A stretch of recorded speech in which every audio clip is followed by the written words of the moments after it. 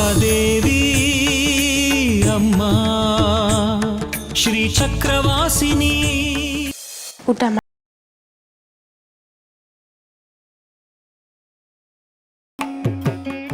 ನಿನ್ನ ತಾಳಿ ಭಾಗ್ಯ ಗಟ್ಟಿ ಇಲ್ಲ ತಾಯಿ. ಏನಪ್ಪ ಹೇಳ್ತಾ ಇದೀಯ ನೀನು? ನಿನ್ನ ಗಂಡನಿಗೆ ದೊಡ್ಡ ಗಂಡಾಂತರ ಕಾದಿದೆ.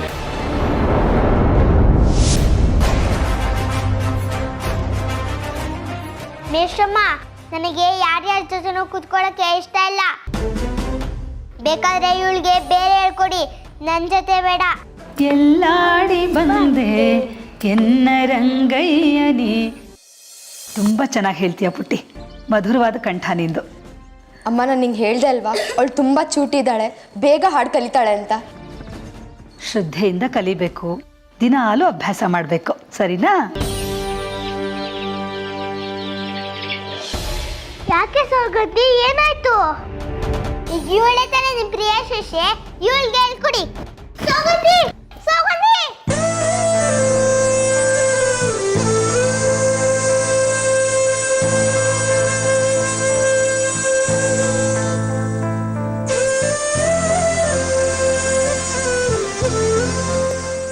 ಹೌದು ಮಗು, ನಿನ್ನ ಗಂಡನಿಗೆ ಒಂದು ದೊಡ್ಡ ಗಂಡಾಂತರ ಬಂದು ಅಪ್ಪಳಿಸುತ್ತೆ.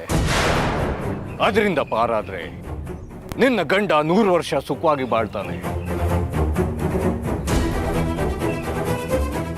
ನಾನಿದನ್ನೆಲ್ಲ ನಂಬಲ್ಲ. ಅವತ್ತು ಯಾಗದ ದಿನ ಯಾವುದೋ ಜೋಗಿ ಬಂದು ಹೀಗೆ ಹೇಳಿ ನನ್ನ ಕೈಯಲ್ಲಿ ಹಾರ ಕೊಟ್ಟು ನನ್ನ ಗಂಡನ ಮೋಡಿ ಮಾಡಿ ಕರ್ಕೊಂಡು ಹೋಗ್ಬಿಟ್ಟ.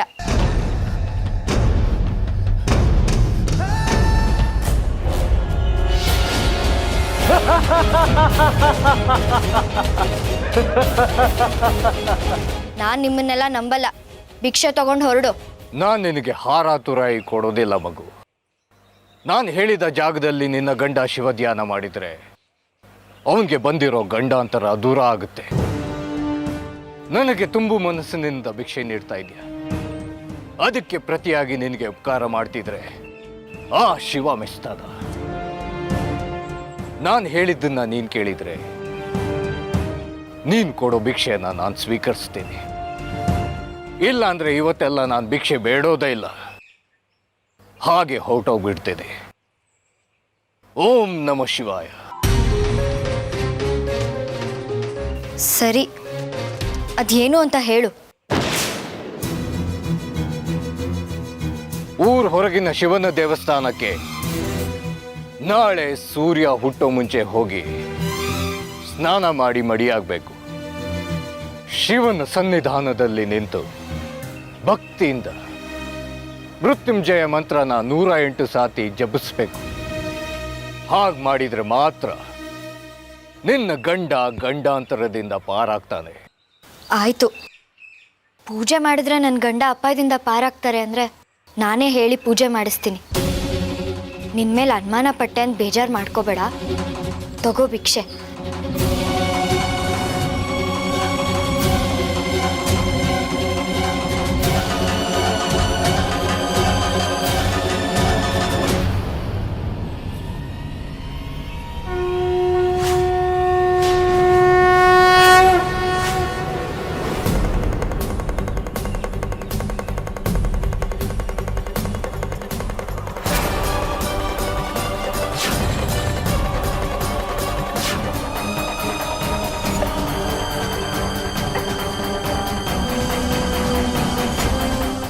ನನಗೆ ಭಿಕ್ಷೆ ನೀಡ್ತಾ ಇದೆಯಾ, ನೀನು ವಿಧವೆ ಆಗಬಾರ್ದು ಅನ್ನೋದೇ ನನ್ನ ಕಾಳಜಿ. ಓಂ ನಮಃ ಶಿವಾಯ.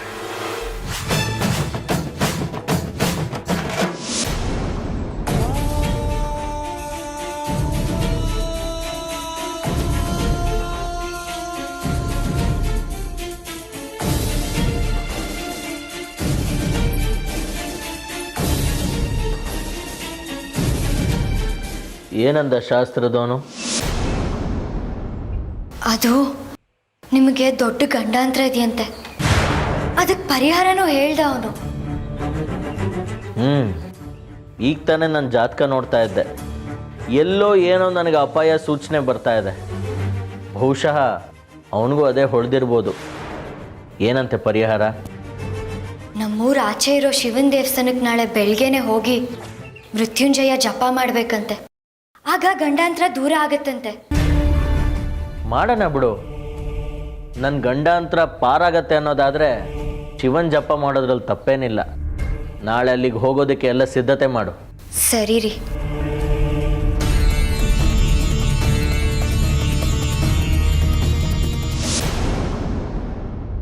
ನೀನೇನು ತಲೆ ಕೆಡ್ಸ್ಕೊಂಬೇಡ, ಅಮ್ಮ ನಿಂಗೆ ಸಂಗೀತ ಹೇಳ್ಕೊಡ್ತಾರೆ, ಸರಿನಾ?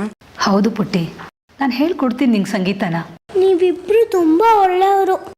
ನನಗೂ ನಿಮ್ಮ ಹತ್ರ ಸಂಗೀತ ಕಲಿಬೇಕು ಅಂತ ಆಸೆ. ಆಸೆ ಇದೆ ಅಲ್ವಾ? ಮತ್ತಿನ್ನೇನು ಸಮಸ್ಯೆ? ನಾನು ಸಂಗೀತ ಕಲಿಯೋದು ನಮ್ಮ ಅಪ್ಪಂಗೆ ಇಷ್ಟ ಇಲ್ಲ. ಇಷ್ಟ ಇಲ್ವಾ? ನಾನು ನಿಮ್ಮ ಅಪ್ಪನ ಹತ್ರ ಮಾತಾಡ್ತೀನಿ. ನಡಿ, ಈಗಲೇ ಹೋಗೋಣ. ಅಯ್ಯೋ ಬೇಡ ಬೇಡ, ನಮ್ಮ ಅಪ್ಪಂಗೆ ಇಷ್ಟ ಆಗದೆ ಇರೋ ಕೆಲಸ ನಾನು ಮಾಡಲ್ಲ.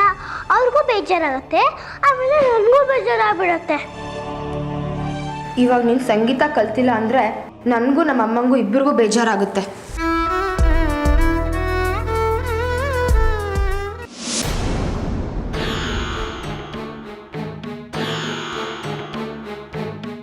ಯಾಕೆ ಸೌಗಂಧಿ ಮುಖ ಗಂಟು ಹಾಕೊಂಡು ಕೂತಿದ್ಯಾ?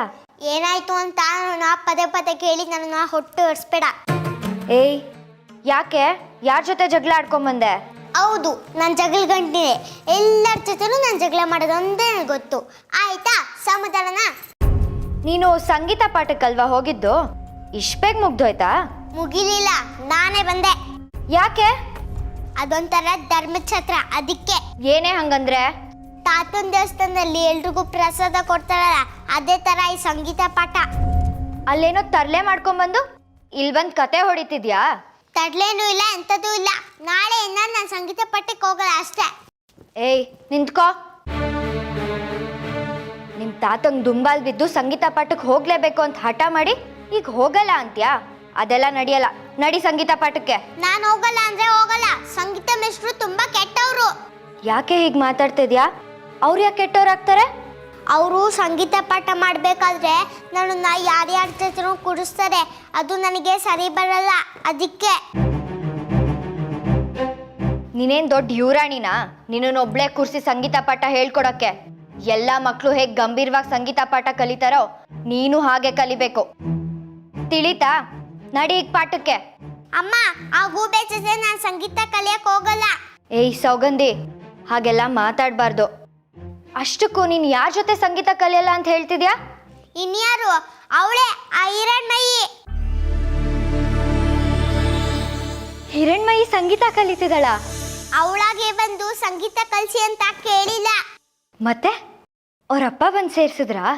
ಇಲ್ಲ, ಅವರಪ್ಪ ತಾತನ ದೇವಸ್ಥಾನದಲ್ಲಿ ಚಪ್ಪಲಿ ಕಾಯ್ತಾ ಇರ್ತಾನೆ ಅಷ್ಟೇ. ನೋಡು ಸೌಗಂಧಿ, ದೊಡ್ಡೋರ್ಗೆ ಅವನು ಇವನು ಅಂತೆಲ್ಲ ಹೇಳ್ಬಾರ್ದು. ದೊಡ್ಡೋರ್ಗೆ ಮರ್ಯಾದೆ ಕೊಟ್ಟು ಮಾತಾಡಬೇಕು. ನಾನು ಯಾಕೆ ಮರ್ಯಾದೆ ಕೊಡಬೇಕು? ನಾನು ವಿರೂಪಾಕ್ಷ ಶಾಸ್ತ್ರಿಗಳು ಮೊಮ್ಮಗಳು. ದೇವಸ್ಥಾನ ನಮ್ದು, ಅವರೆಲ್ಲ ಅಲ್ಲಿ ಕೆಲಸ ಮಾಡೋರು ಅಷ್ಟೇ. ಅದಕ್ಕೆ ನಾನು ಹೇಳೋದು, ಬೇರೆಯವ್ರಿಗೆ ನೀನು ಹೆಚ್ಚಿನ ಮರ್ಯಾದೆ ಕೊಡಬೇಕು ಅಂತ. ನಾನು ಯಾರಿಗೆ ಬೇಕಾದ್ರೂ ಮರ್ಯಾದೆ ಕೊಡ್ತೀನಿ, ಆದ್ರೆ ಆ ಚಪ್ಪಲಿ ಕಾಯೋನ್ಗೆ ಅವನ ಮಗಳಿಗೆ ನಾನು ಮರ್ಯಾದೆ ಕೊಡಲ್ಲ. ಸೌಗಂಧಿ, ಜಾಸ್ತಿ ಮಾತಾಡ್ತಿದ್ಯಾ. ಹೀಗೆ ಮಾತಾಡಿದ್ರೆ ವಧೆ ಬೀಳುತ್ತೆ. ವಧೆ ಬಿದ್ರೂ ಪರವಾಗಿಲ್ಲ, ಆದ್ರೆ ನಾನು ಅವಳ ಜೊತೆ ಸಂಗೀತ ಕಲಿಯಕ್ಕೆ ಹೋಗಲ್ಲ. ಹೌದಾ? ಹಾಗಿದ್ರೆ ಶಾಲೆಗೂ ಹೋಗ್ಬೇಡ ನಾಳೆಯಿಂದ. ಹಿರಣ್ಮಯಿನೂ ಅದೇ ತರಗತಿಲಿ ತಾನೇ ಓದ್ತಿರೋದು. ಶಾಲೆಯಲ್ಲಿ ನನ್ನ ಪಕ್ಕ ಕುತ್ಕೊಳ್ಳಲ್ಲ, ದೂರ ಕುತ್ಕೋತಾಳೆ. ಎಲ್ಲೋ ಒಂದ್ ಕಡೆ ನಿನ್ ತರಗತಿಲಿ ತಾನೇ ಕುತ್ಕೋತಾಳೆ. ಸಂಗೀತ ಪಾಠದ ಮನೇಲೂ ಅಷ್ಟೇ, ಅವಳೆಲ್ಲೋ ಬೇರೆ ಕಡೆ ಕುತ್ಕೊಂಡು ಕಲಿತಾಳೆ. ನಿನಗೇನು ಸಮಸ್ಯೆ? ಅಮ್ಮ, ಅವಳು ನಾನು ಒಂದೇನಾ? ನಾವು ದೊಡ್ಡ ಮನೆಯವರು. ನಮ್ಮ ತಾತ ನಮ್ಮಪ್ಪ ಇಡೀ ಊರಿಗೆ ದೊಡ್ಡವರು. ಎಲ್ರು ಅವ್ರಿಗೆ ಎಷ್ಟು ಮರ್ಯಾದೆ ಕೊಡ್ತಾರೆ. ಆದ್ರೆ ಆ ಹಿರಣ್ಮಯಿ ತಾತ ನಮ್ಮ ದೇವಸ್ಥಾನದಲ್ಲಿ ಪ್ರಸಾದ ಮಾಡೋ ಭಟ್ಟ. ಆಮೇಲೆ ಅವರಪ್ಪ ದೇವಸ್ಥಾನದಲ್ಲಿ ಚಪ್ಪಲಿ ಕಾಯೋನು. ಈಗ ಹೇಳು, ನಾವು ಅವರು ಒಂದೇನಾ? ನಿನ್ ಸಂಗೀತ ಮೇಷ್ಟ್ರೇನ್ ದ್ರೋಣಾಚಾರ್ಯನಾ ಅಥವಾ ನೀನು ಅರ್ಜುನನಾ ನೀನೊಬ್ಬಳನ್ನೇ ಕೂರಿಸ್ಕೊಂಡು ವಿದ್ಯೆ ಹೇಳ್ಕೊಡಕ್ಕೆ? ದ್ರೋಣಾಚಾರ್ಯರು ಪಾಂಡವರಿಗೆ ಕೌರವರಿಗೆ ಸಮಾನವಾಗಿ ವಿದ್ಯೆ ಹೇಳ್ಕೊಟ್ರು. ಆ ಕತೆ ಇಲ್ಲ, ತಾತ ಹೇಳ್ಕೊಟ್ಟಿದ್ದಾರೆ, ಅದನ್ನೇ ಹೇಳ್ಬೇಡ. ಏಕಲವ್ಯ ಕದ್ದು ವಿದ್ಯೆ ಕಲ್ತನಂತೆ. ಗುರುದಕ್ಷಿಣೆ ಆಗಿ ಶಿಷ್ಯ ಆಗಿ ಈ ಬೆಲ್ನ ಕಿತ್ಕೊಬಿಟ್ರಂತೆ. ನೋಡು ಸೌಗಂಧಿ, ಹಿರಣ್ಮಯಿ ಏಕಲವ್ಯನೂ ಅಲ್ಲ, ನೀನು ಅರ್ಜುನನೂ ಅಲ್ಲ. ಮನುಷ್ಯ ಅಂತ ಹುಟ್ಟಿದ ಮೇಲೆ ಮೇಲು ಕೀಳು ಅನ್ನೋದು ಏನೂ ಇಲ್ಲ. ಆ ಮಹಾತಾಯಿ ತ್ರಿಪುರ ಸುಂದರಿ ಎದುರು ಎಲ್ಲರೂ ಒಂದೇ. ಶ್ರೀಮಂತರು ಬಡವರು ಅನ್ನೋ ಭೇದ ಮಾಡಬಾರ್ದು. ನೀನ್ ಬೇಕಾದ್ರೆ ಭೇದ ಮಾಡಬೇಡ. ನಾನು ಸಂಗೀತ ಪಾಠಕ್ಕೆ ಹೋಗಲ್ಲ ಅಂದ್ರೆ ಹೋಗಲ್ಲ. ನೀನೇನ್ ಬೇಕಾದ್ರೂ ಮಾಡ್ಕೋ. ಕಪಾಳಕ್ಕೆ ಹಾಕ್ತೀನಿ. ನಿನ್ನನ್ನು ಹೀಗೆ ಬಿಟ್ರೆ ತುಂಬಾ ಹೆಚ್ಕೋತೀಯ. ನಿನ್ನ ಹಠಕ್ಕೆ ನಾನು ಸೊಪ್ಪು ಹಾಕಿದ್ರೆ ಮಿತಿ ಮೀರ್ತೀಯ. ಅಲ್ಲಿ ನಿನ್ನ ಪಕ್ಕದಲ್ಲಿ ಹಿರಣ್ಮಯಿ ಕೂತ್ಕೊಂಡು ಚೆನ್ನಾಗಿ ಸಂಗೀತ ಕಲಿತಾಳೆ. ನೀನ್ ಹೀಗೆ ಕಲಿಯೋದ್ ಬಿಟ್ಟು ಹೊಟ್ಟೆ ಹೊರ್ಕೊಂಡು ಕೂತ್ಕೊಂಡ್ರೆ ಕಡೆಗೇನು ಕಲಿಯಲ್ಲ. ನಡಿ ಸಂಗೀತ ಪಾಠಕ್ಕೆ. ನಾನ್ ಬರಲ್ಲಮ್ಮ. ಬಾಯಿ ಮುಚ್ಕೊಂಡ್ ಬಾ ಸೌಗಂಧಿ, ಇಲ್ಲಾಂದ್ರೆ ಬಾರ್ಸ್ ಹಾಕ್ಬಿಡ್ತೀನಿ. ನೀನ್ ಬೈತಿದ್ದೆ ಅಂತ ತಾತಂಗೆ ಹೇಳ್ಬಿಡ್ತೀನಿ. ನಡಿಯೇ. ನಿಮ್ಮ ಹತ್ರ ಸಂಗೀತ ಕಲಿಯಕ್ಕೆ ಸುಮಾರು ಜನ ಬರ್ತಾರೆ. ನಾನು ನಮ್ಮ ಅಪ್ಪಂಗಿರೋದು ಒಬ್ಳೆ. ನಾನು ಅವ್ರಿಗೆ ಬೇಜಾರು ಮಾಡಿಬಿಟ್ರೆ ಅವ್ರು ನನ್ನಿಂದ ದೂರ ಆಗೋಗ್ತಾರೆ. ಕಂದ, ನಿನ್ನಂಥವಳನ್ನು ಶಿಷ್ಯಳನ್ನಾಗಿ ಪಡ್ಕೊಳ್ಳದೆ ಇರೋದಕ್ಕೆ ನಾನು ದುರಾದೃಷ್ಟವಂತಳು ಅಂತ ಅನ್ಕೋತೀನಿ. ಆದರೆ ನಿಮ್ಮಪ್ಪ ತುಂಬ ಅದೃಷ್ಟವಂತ. ನಿನ್ನಂಥ ಸೂಕ್ಷ್ಮ ಮನಸ್ಸಿನ ಮುದ್ದು ಮಗು ಅವ್ರಿಗೆ ಮಗಳಾಗಿ ಹುಟ್ಟಿದೆಯಲ್ಲ. ಹಿರಣ್ಮಯ್, ಇನ್ನೊಂದ್ಸತಿ ಯೋಚನೆ ಮಾಡು. ಬೇಕಾದ್ರೆ ನಾವೆಲ್ಲ ಸೇರಿ ನಿಮ್ಮಪ್ಪನ ಒಪ್ಪಿಸ್ತೀವಿ. ಏನಂತೀಯ? ಅಯ್ಯೋ ಬೇಡ ಬೇಡಪ್ಪ. ನಮ್ಮ ಅಪ್ಪಂಗೆ ಒಂದೊಂದು ಸತಿ ತುಂಬ ಕೋಪ ಬಂದ್ಬಿಡತ್ತೆ. ಅವ್ರು ಏನು ಮಾಡ್ತಾರೋ ಅವ್ರಿಗೆ ಗೊತ್ತಾಗಲ್ಲ. ಒಂದೊಂದು ಸತಿ ಅವರು ತೊಂದರೆಯಲ್ಲಿ ಸಿಗಾಕೊಂಡ್ಬಿಟ್ಟಿದ್ದಾರೆ. ನಾನೇ ಆಟ ಹಾಕಿಲ್ಲಪ್ಪ, ನಾನು ಕ್ಷಮಿಸ್ಬಿಡಿ. ನಾನಿನ್ ಬರ್ತೀನಿ.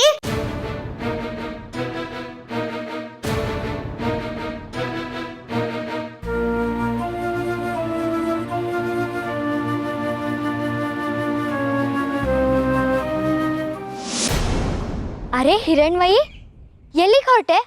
ಮುಗೀತಾ ಸಂಗೀತ ಪಾಠ? ಮುಗೀತು. ಮೊದಲೇ ತುಂಬ ತಡ ಆಗಿದೆ. ಮನೇಲಿ ಅಜ್ಜಿ ಕಾಯ್ತಾ ಇರ್ತಾರೆ. ನಾನು ಹೋಗ್ತೀನಿ. ಆಗ್ಲೇ ಹೋಗ್ಬೇಕಾಗಿತ್ತು. ಇಷ್ಟೊತ್ತು ಏನು ಮಾಡ್ತಿದ್ದೆ?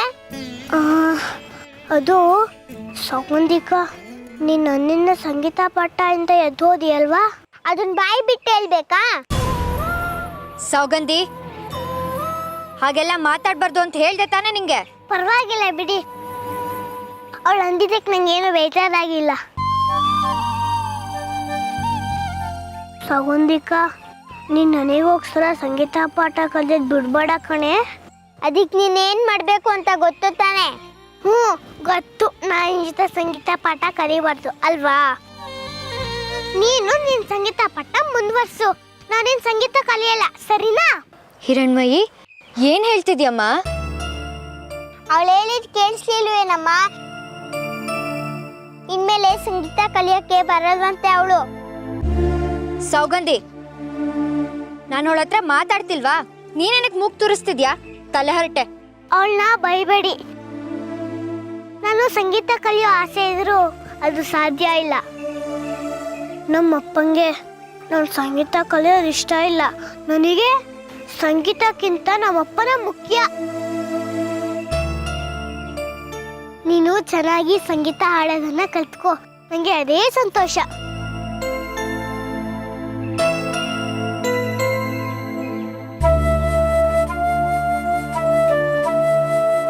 ನೋಡಿದ್ಯಾ ಅವಳು ಎಷ್ಟು ಒಳ್ಳೆ ಹುಡುಗಿ ಅಂತ? ಅವ್ರಪ್ಪಂಗೆ ಸಂಗೀತ ಕಲಿಯೋದು ಇಷ್ಟ ಇಲ್ಲ ಅಂತ ಅವಳು ತನ್ನ ಆಸೆನೇ ಬಲಿ ಕೊಟ್ಲು. ಅಷ್ಟು ಒಳ್ಳೆ ಹುಡುಗಿಗೆ ಹೀಗೆ ಮಾಡ್ತಾರಾ? ಎಷ್ಟು ಒಳ್ಳೆ ಮನ್ಸು ಅವಳ್ದು. ಅವಳ ಥರ ದೊಡ್ಡವ್ರಿಗೆ ಮರ್ಯಾದೆ ಕೊಡೋದು ಕಲ್ತ್ಕೊ. ಅವಳ ಬದಿ ನನಗೆ ಗೊತ್ತಿಲ್ವಾ? ಎಲ್ಲ ನಾಟಕ ಅವಳ್ದು. ಎಲ್ರು ಅವಳು ನೊಗಳ್ಬೇಕು ಅಂತ ಈ ತರ ನಾಟಕ ಮಾಡ್ತಿದ್ದಾಳೆ. ಅವಳು ನೋಡಿದ್ರೆ ಯಾಕೆ ಹಾಗೆ ಉರಿದ್ ಬೀಳ್ತೀಯಾ? ಅವಳು ನಾಟಕ ಮಾಡ್ತಾ ಇದ್ದಾಳೆ ಅಂತ ನಿನಗೆ ಗೊತ್ತಾದ್ಮೇಲೆ ಅವಳು ನಾಟಕ ಆಡ್ತಿದ್ರೆ ನೀನು ಯಾಕೆ ಸುಮ್ಮನಿರ್ತೀಯಾ? ಅಂದ್ರೆ ಅವಳಿಗಿಂತ ಮೊದಲು ನೀನೇ ಒಳ್ಳೆಯವಳು ಅಂತ ಚೆನ್ನಾಗಿ ನಾಟಕ ಆಡ್ಬೋದಾಗಿತ್ತಲ್ಲ. ಹುಚ್ಚ ನಿನಗೆ. ನಾನೇ ನಾಟಕ ಮಾಡ್ಬೇಕು? ನಾನೇನ್ ಚಪ್ಲಿಕಾಯಿ ಒಂದು ಮಗಳ? ಸೌಗಂಧಿ, ನಾನು ವಿರೂಪಾಕ್ಷ ಶಾಸ್ತ್ರಿಗಳು ಒಬ್ಳೆ ಮೊಮ್ಮಗಳು. ನಾನು ಯಾಕೆ ನಾಟಕ ಮಾಡಬೇಕು? ನನಗೇನು ಬೇಕೋ, ನನಗೇನು ಇಷ್ಟ ಆಗುತ್ತೋ ನಾನು ಅದನ್ನೇ ಮಾಡೋದು. ಏನು ಮಾಡೋದು? ನಿಮ್ಮ ತಾತನ ಮುದ್ದು, ನಿಮ್ಮ ಅಪ್ಪನ ಸಲಿಗೆ ಎಲ್ಲ ನಿನ್ನನ್ನು ಹಾಳು ಮಾಡಿದೆ. ಅವರಿಬ್ಬರು ನಿನ್ನ ಹಠಕ್ಕೆ ಬಗ್ಗೆ ನೀನು ಕೇಳಿದ್ದನ್ನೆಲ್ಲ ನೆರವೇರಿಸ್ತಾರೆ ನೋಡು. ಅದಕ್ಕೆ ದುರಹಂಕಾರ ನಿನಗೆ. ನಿನ್ ಬಾಯಿ ಕಟ್ಟೋಕೆ ನಾನೊಂದು ವ್ಯವಸ್ಥೆ ಮಾಡ್ತೀನಿ. ನಿನಗೆ ಏನು ಬೇಕೋ ಅದು ಮಾಡ್ಕೊ. ನನಗೆ ಸಂಗೀತ ಪಾಠಕ್ಕೆ ತಡ ಆಗ್ತಿದೆ, ನಾನು ಹೋಗ್ತೀನಿ. ಆಮೇಲೆ ಬಂದು ಕರ್ಕೊಂಡೋಗು.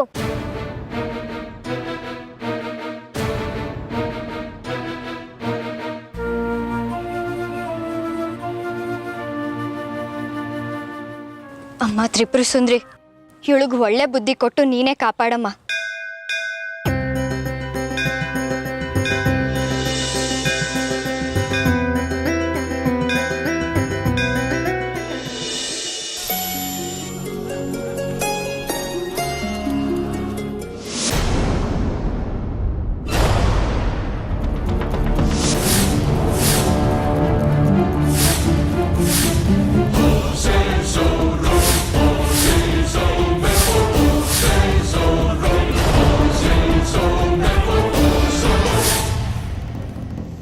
ಬಂಗಾರಿ,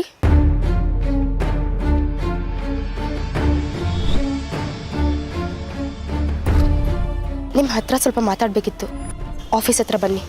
ಅದು ಇವತ್ತು ದೇವಸ್ಥಾನಕ್ಕೆ ತುಂಬ ಜನ ಬರ್ತಾರೆ, ಹಿರಣ್ಮಯಿ ಬೇರೆ ಇಲ್ಲ, ಹೇಗೆ ಬಿಟ್ಟು ಬರಲಿ? ಆಯ್ತು ಬಿಡಿ, ಇಲ್ಲೇ ಹೇಳ್ತೀನಿ. ನಿಮ್ಮ ಮಗಳು ಹಿರಣ್ಮಯಿ ಎಷ್ಟು ಚೆನ್ನಾಗಿ ಹಾಡ್ತಾಳೆ ಅಂತ ನಿಮಗೆ ಗೊತ್ತಲ್ವಾ? ಹೌದು ಗೊತ್ತಿದೆ. ದೇವಸ್ಥಾನದಲ್ಲಿ ವಿಶೇಷ ದಿನಗಳಲ್ಲಿ ಹಾಡು ಹೇಳ್ತಾಳೆ, ಜನ ಎಲ್ಲರೂ ಮೆಚ್ಕೊಂಡಿದ್ದಾರೆ. ನಮ್ಮ ತಂದೆ ತಾಯಿ ಮಕ್ಕಳಿಗೆ ಸಂಗೀತ ಹೇಳ್ಕೊಡ್ತಾರೆ. ನಿಮ್ಮ ಮಗಳನ್ನು ಕಳಿಸಿ, ಅವಳು ಕಲ್ತ್ರೆ ಮುಂದೆ ದೊಡ್ಡ ಸಂಗೀತಗಾರ್ತಿ ಆಗಬಹುದು. ನೋಡಿ, ನೀವು ದೇವಸ್ಥಾನಕ್ಕಷ್ಟೇ ಅಧಿಕಾರಿ, ನನಗಲ್ಲ. ನನ್ನ ಸಂಸ್ಥಾದ ವಿಷಯಕ್ಕೆ ತಲೆ ಹಾಕಕ್ಕೆ ಬರಬೇಡಿ. ಅಯ್ಯೋ, ನಾನೇನು ತಪ್ಪು ಮಾತಾಡಿದೆ ಇವಾಗ? ನಿಮ್ಮ ಮಗಳಿಗೆ ಒಳ್ಳೇದಾಗಲಿ ಅನ್ನೋ ಕಾರಣಕ್ಕೆ ಹೇಳಿದೆ ಅಷ್ಟೇ. ಮಕ್ಕಳಿಗೆ ಯಾವುದ್ರಲ್ಲಿ ಆಸಕ್ತಿ ಇರುತ್ತೋ ನಾವು ಅದನ್ನೇ ಕಲಿಸ್ಕೊಡ್ಬೇಕು. ನೋಡಿ, ನಿಮ್ಮ ಉಪದೇಶ ನಂಗೆ ಬೇಡ. ನನಗೆ ಗೊತ್ತು, ನಿಮ್ಮ ಮಗಳಿಗೆ ಸಂಗೀತ ಪಾಠ ಕಳ್ಸೋಕ್ಕೆ ನಿಮ್ಮಿಂದ ದುಡ್ಡು ಕೊಡೋಕ್ಕಾಗಲ್ಲ ಅಂತ.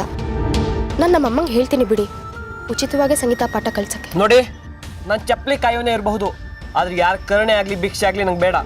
ನನ್ನ ಮಗಳ ಭವಿಷ್ಯನ ಹೇಗೆ ರೂಪಿಸ್ಬೇಕು ಅಂತ ನಂಗೆ ಚೆನ್ನಾಗಿ ಗೊತ್ತು. ನೋಡಿ, ಕೆಲಸ ನೋಡಿ. ನಿಮಗಿಷ್ಟ ಇಲ್ಲ ಅಂದರೆ ಹೇಳಿ, ಅದಕ್ಕೆ ಯಾಕೆ ಹೀಗೆ ಕೂಗಾಡ್ತೀರಾ? ನಿಮ್ಮ ಮನಸ್ಸಿಗೆ ಬೇಜಾರಾಗಿದ್ರೆ ಕ್ಷಮಿಸಿ.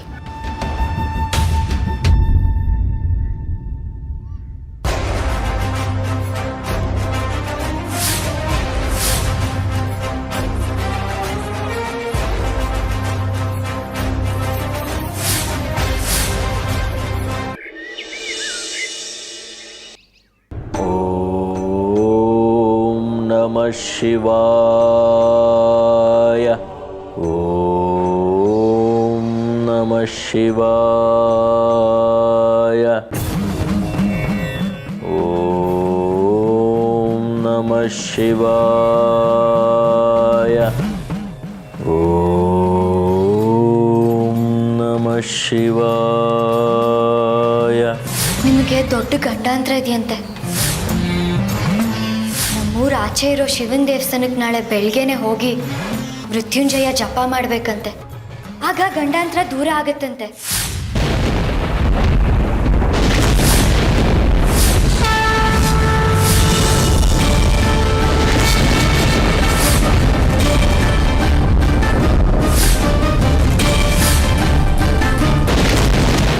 ಓಂ ನಮಃ ಶಿವಾಯ.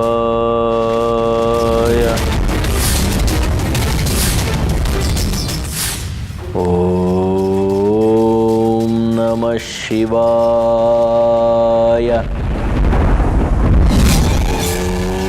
ಓಂ ನಮಃ ಶಿವಾಯ.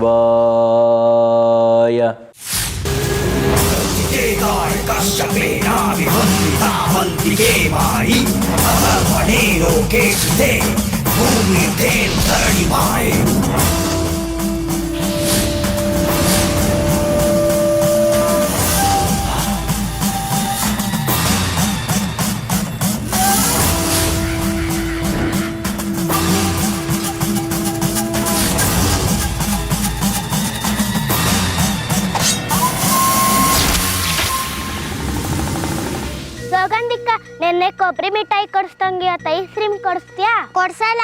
ದಿನ ಕೊಡ್ಸಕ್ಕಾಗುತ್ತಾ ನಿಮ್ಗೆ? ಕೊಡಿಸ್ದೆ ಆಮೇಲೆ ನಮ್ಮಪ್ಪ ಅಷ್ಟೇ. ಬಾರೆ, ಇವಳ ಹತ್ರ ಏನ್ ಕೇಳೋದು, ನಾವೇ ಹೋಗಿ ತಗೊಳ್ಳೋಣ. ತಗೊಳ್ಳಿ, ನಾನೇ ನಿಮಗ್ ಬೇಡ ಅನ್ನ.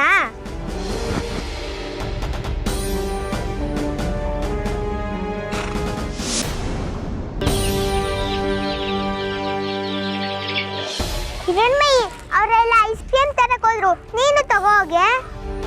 ಇಲ್ಲ, ನನಗೆ ಬೇಡ. ಯಾಕೆ? ನನಗೆ ಇಷ್ಟ ಇಲ್ಲ. ಇದೆಲ್ಲ ಬುಳ್ಳೆ ಊದ್ಬೇಡ, ಸತ್ಯ ಒಪ್ಕೋ.